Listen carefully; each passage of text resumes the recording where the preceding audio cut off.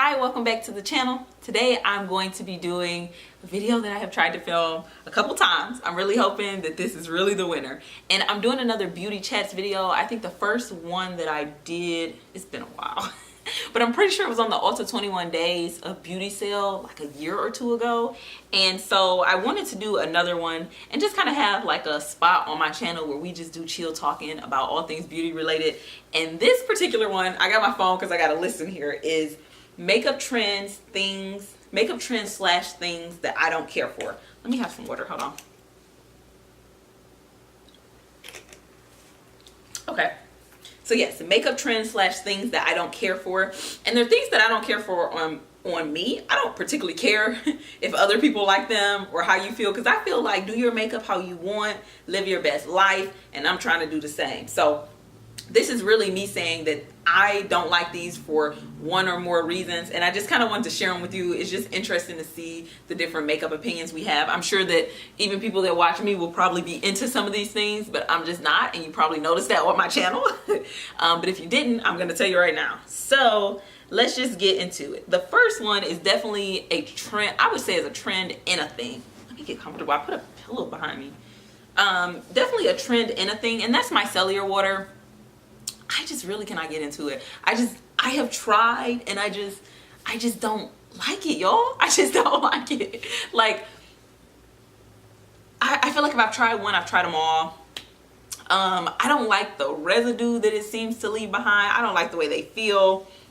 I feel like they're just so time consuming, and then the time it takes me to use multiple cotton rounds and keep wetting my face, you know, it feels like I'm taking my makeup off with toner. Like, and the time it takes me to do that, I can use a cleansing oil, a balm, and even a makeup wipe. These days I'm all about cleansing oils and balms, but I just much prefer those. So I'm just not into the micellar water trend, right? I know they say never, so maybe I'll fall in love with one right after this just because I'm making this video, but I've tried multiple times and I just really don't care for them.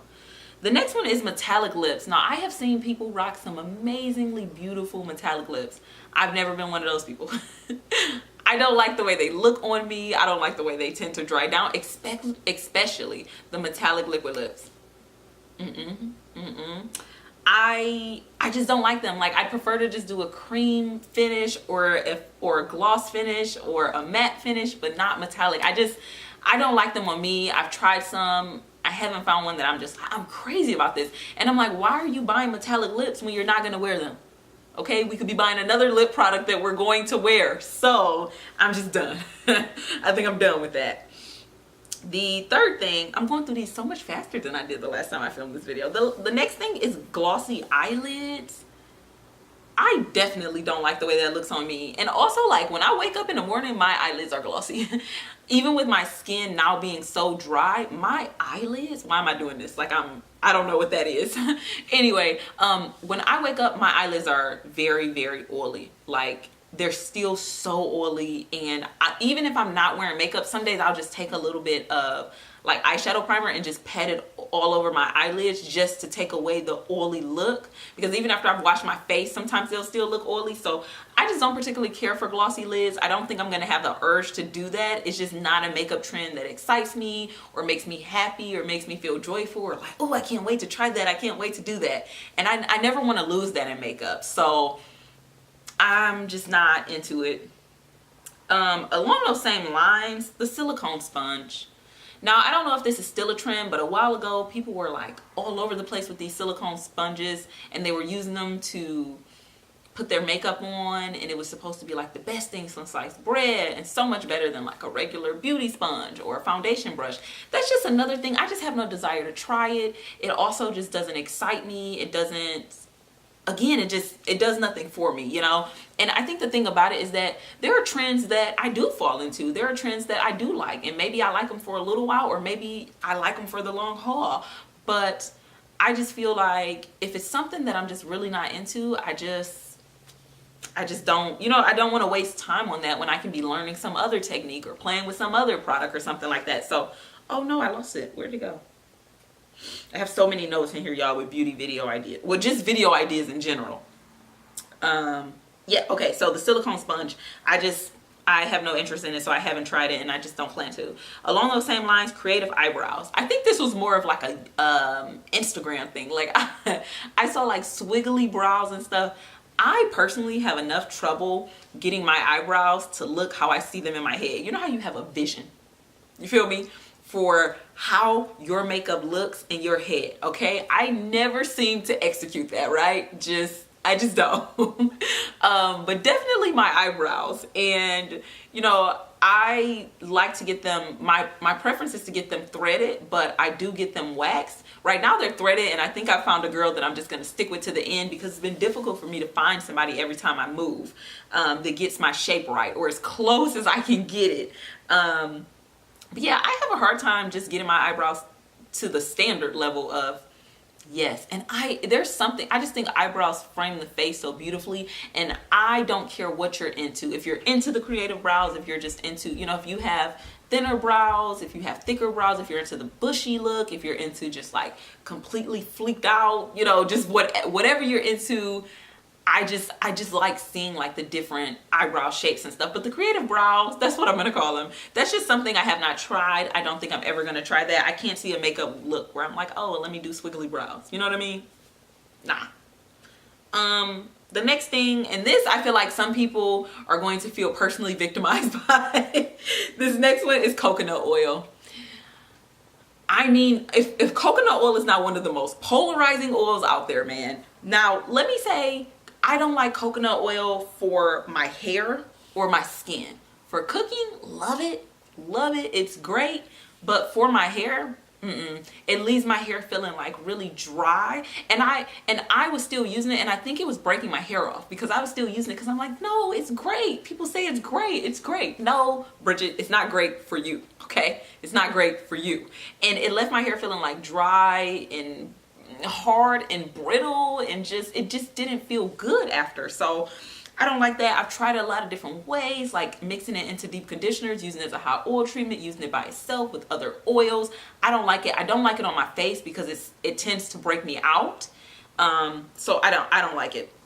But I do have some in my kitchen, and I continue to use it for cooking, but just nowhere else. The next one is black eyeshadow with shimmer in it. I know that that's a very much a polarizing thing, and I happen to be one of those people that falls on the end of, if you're going to give me a black shadow, and I don't know that I feel as strongly about this with any other eyeshadow, but if you're going to give me a black eyeshadow, it should be matte. I would just say it should be matte. That's my opinion. Take it or leave it. It should be matte.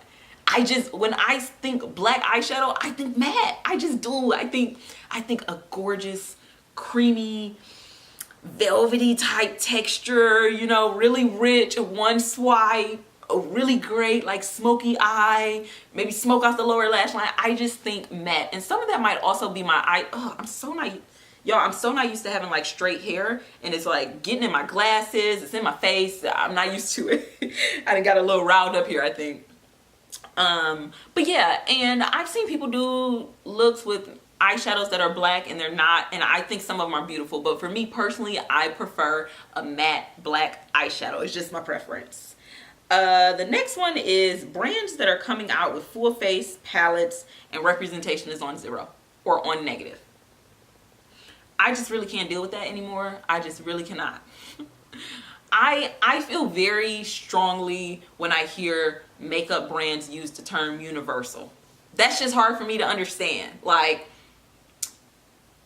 I find it very hard that you can do certain products. I just think it's really difficult to do in like a universal shade. Like for instance, bronzer. I don't see how bronzer could ever be universal, because you have some beauties that are really fair skinned, you know, and they need a different type of bronzer with a different undertone versus me, or versus like you know, an ebony beauty, you know, or someone who's like medium or light medium, like. So I just can't deal with that. And another reason why I put this on the list, y'all, is because for me personally, I am not the deepest that it goes on the end of the spectrum, you know, when you get into like darker skin. But I really struggle to find a full face palette. There are so many great, seemingly, right, great full face palettes that have come out, but I'm not able to try them because I don't want to buy a full face palette and I can only use one thing in there, like a highlighter. Like, that's the point of me getting a full face palette. And especially as a like full-time student right now, you know, and I'm working and stuff, like, I would love to have a palette that has a lot of things in it. One of my favorite ones actually is the In the Palm of Your Hand one, but I did critique that palette. Actually, I don't know if that video ever went up. But if it didn't, I don't know if it ever went up actually.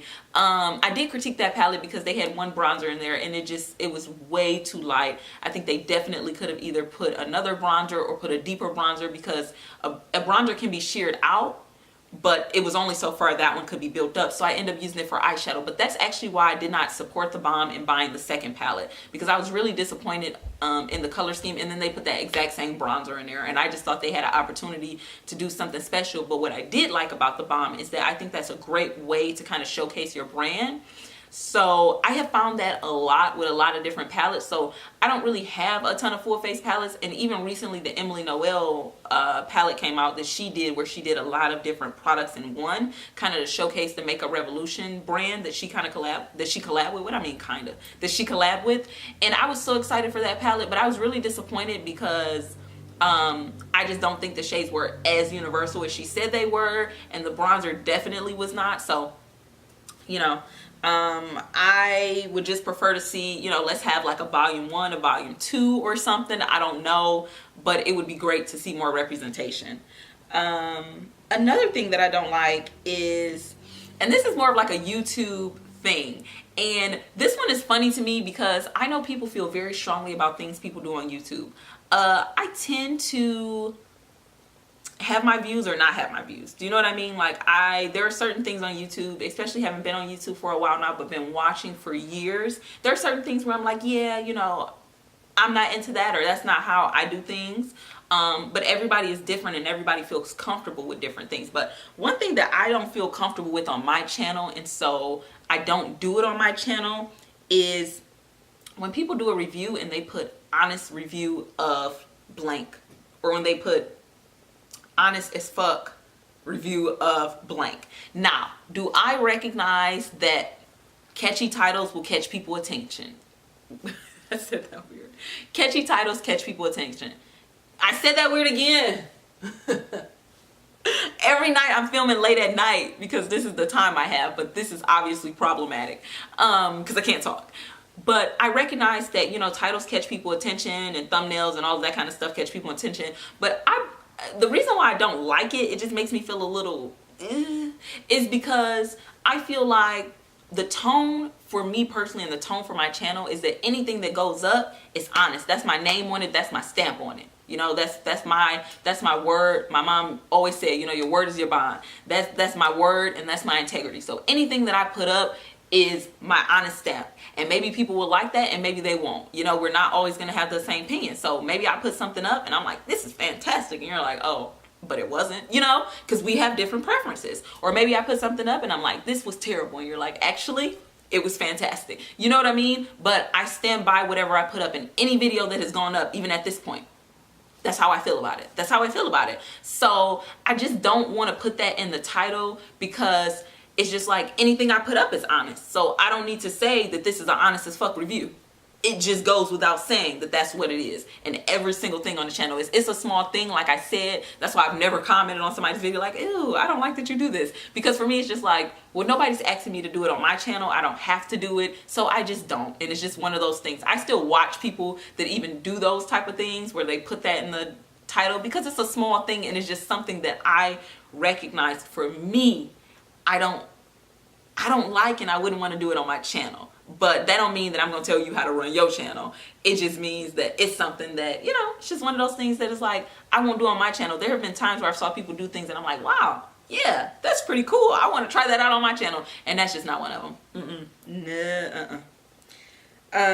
The next thing is, okay, I'm so sad about these blushes. I thought about picking up one of these blushes actually for like the 3rd time. And then I was just like, Bridget, sometimes you just have to let go, okay? You gotta let go. You have to know when to let go. And I'm talking about the Milani pot blushes, the flower blushes. They have like a flower imprint on them. They're beautiful. And the Flower Beauty pot blushes. And they're also they also have like a flower imprint on them. Now, both of these just really didn't work for me. Especially the Flower Beauty, even a little bit more. They're so much lighter than they appear in the pan, and so maybe they could be great if you have fair skin, or maybe even maybe light medium, because I know Emily Noel likes some of these Flower Beauty, some of the Flower Pot blushes. I think she likes the Milani ones, but they were just so incredibly light. I feel like my face looked worse for wear after putting it on. It kind of made me look dead and washed out, and yeah, I felt like I looked better before I put them on. And I was so excited for them, because, especially Milani's, because Milani has like the baked blushes, and I love the Bella Rosa shade, but it's the only matte that they have, and I really wish they would come out with more matte blushes, because I think they did a fantastic job. So when I saw the pot blushes, I was like, oh, this is fantastic, you know, like they have matte blushes now, but they just didn't do well on my skin tone. I thought about keeping them to see if they did better. Sorry, I need to check and make sure my camera's not about to cut off. Okay. I thought about checking to see if they had, like, if they would do good on me in the winter, but I was like, no. And then when I saw the Flower Beauty ones, I was like, oh, well, maybe I like these more than the Milani ones, because I do like quite a few Flower Beauty things, but they also were just like really, like, I could get past the powderiness, but they were so like chalky and light, and they weren't flattering on my skin tone. So I returned both of those. I tried the Milani ones twice. I only tried the Flower ones once, but I think I'm gonna have to let that go. And then the final thing, this is more of a love-hate relationship, so I don't even know if I should mention this video, but because it's a love-hate, I'm gonna mention it anyway. And it's limited edition products. It's a love-hate relationship, because there are some like, I get the hype behind it, you know, and I get the, ooh, something new and only a certain amount of people have, like, I get that. And also, right, like, so many makeup products, it's like it takes a long time to use up, but it's just something about knowing, if I fall in love with something, and I'm getting salty thinking about a nail polish right now, if I fall in love with something, it's just something about knowing that I cannot purchase that again, even if it's going to take me a long time to use it, that I just don't like. I just don't like. Like, for instance, KO Polish, which is Kathleen Light's brand, came out with a nail polish that was called That's Expensive, and it was That's Expensive 25. To this day, that polish breaks my heart whenever I think about it, because it was my favorite, do you hear me, my favorite glitter polish. It was something special. It was like a glitter polish that was layered with like silver and gold. It wasn't chunky, but yet it really packed a punch. It was just beautiful. Do you hear me? Beautiful. If you got it, you know what I'm talking about. But when I moved, all of my polishes were broken. I'm still rebuilding my polish collection. Like, I mean, every single polish. I opened the box. I don't know what I was thinking. I didn't wrap them in bubble wrap. And like, it was just polish, like every single polish I had broken and just spilled in this box. And that was one of them. And all the other polishes, I was like, okay, you know, I can get that back. But that was not one of them. So I have a love-hate relationship with limited edition products. I do have some limited edition products. And I will continue to purchase certain limited edition products if they really speak to me. But it's definitely a love-hate relationship, because I just like knowing that I can go back and get it. I don't care what it is. Even if it's an eyeshadow palette, I don't care. I just like to know that you're there waiting on me if I should need you at some time. So that's everything. I feel like this video hyped me up a little bit, but I hope you guys enjoyed it. Please let me know if there are trends or makeup things that you don't personally like for yourself. I think it's just so interesting to hear the things that we do like and the things that we don't like. If there's something in particular that you know I do like that you don't like, I think that would be hilarious to hear. I think that would be hilarious to hear, because I know I have my strong preferences for things that I like, and I know some people do like those things and some people don't. So if you're an avid watcher of my channel and there's a product that I love that you're like, Bridge, I can't get with that, please let me know, because I would love to know. And with that being said, I will see y'all in the next video. Thank you for watching. Bye.